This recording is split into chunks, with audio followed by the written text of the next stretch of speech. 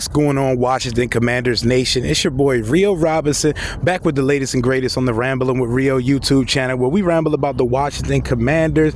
Today is Wednesday, May 24th, and today is the second day of Washington Commanders OTAs. Ron Riveras met with the media this morning and broke to us some disparaging news coming out of Ashburn. Our tight end room, which was already a question mark to a lot of folks, including myself, just took a huge blow when second-year tight end, undrafted guy Armani Rogers out of UNLV in Ohio got a non-contact Achilles injury. And Achilles injuries, in case you don't know, are the soft tissue kiss of death for athletes. When you get an Achilles injury, there's no really coming back from it that year, and most likely it's probably something along the lines of an Achilles tear, popping his Achilles tendon. It happened in a non-contact thing, like a lot of injuries in football do, and that leaves a gaping hole in our tight end room. A tight end room that consists of Logan Thomas, who's the captain and a leader of this team, who was dragging his leg around the field like a serial killer disposing of a carcass all year last year. Cole Turner, who looked very promising in training camp but was on the injury report on and off the entire season. John Bates, another fifth-round guy who shows us that he could be a stellar blocker, not very dynamic, and Curtis Hodges, who was in another situation like Armani Rogers but looks less dynamic. The Armani Rogers news, first of all, for him, personally, I'm sick for him, because the opportunity he was about to receive was going to be a huge chance for him to make himself a huge part of this offense. He's the only dynamic tight end in that room at this current juncture. We use this guy on reverses, end arounds, screen passes, things you don't do with a typical tight end.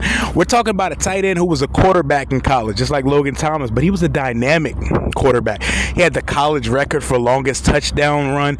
This is not your typical tight end, but also, my problem here is you play stupid games, you get stupid prizes.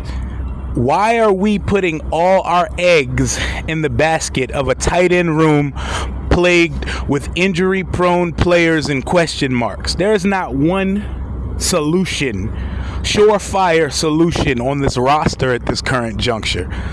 Now it's Logan Thomas, Cole Turner, John Bates, Curtis Hodges.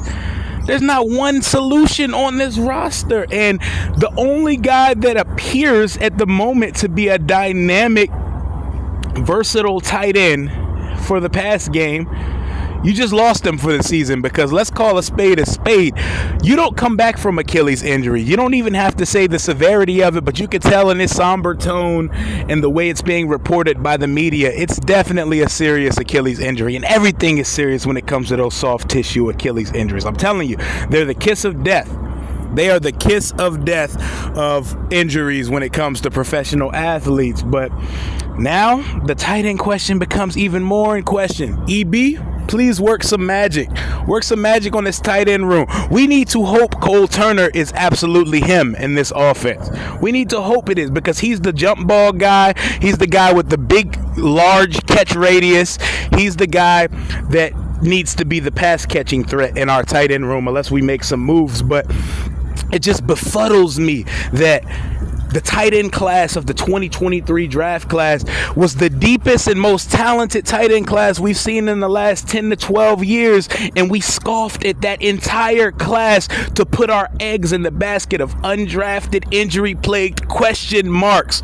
And a guy like Logan Thomas, who the team loves, but let's call it what it is, Logan Thomas has produced one time in his entire career, and that was his first year in Washington, when nobody was expecting anything from him. Not one person liked that signing when it happened, but that's his only season of actual production as an NFL tight end.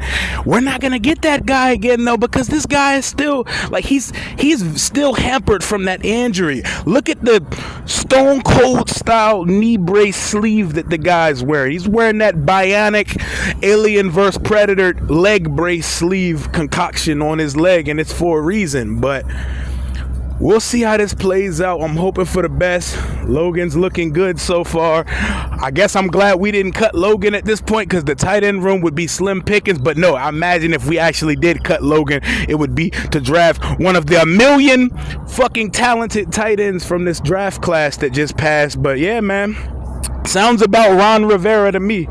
Now we got to hope guys stay off the injury list, and if they do get on the field, they actually turn into something, and that our offensive coordinator, Eric Bieniemy, can make magic happen with the guys he does have left in this room. Let me know what you guys think of the Commanders' current tight end situation. I really think we could have upgraded a bit.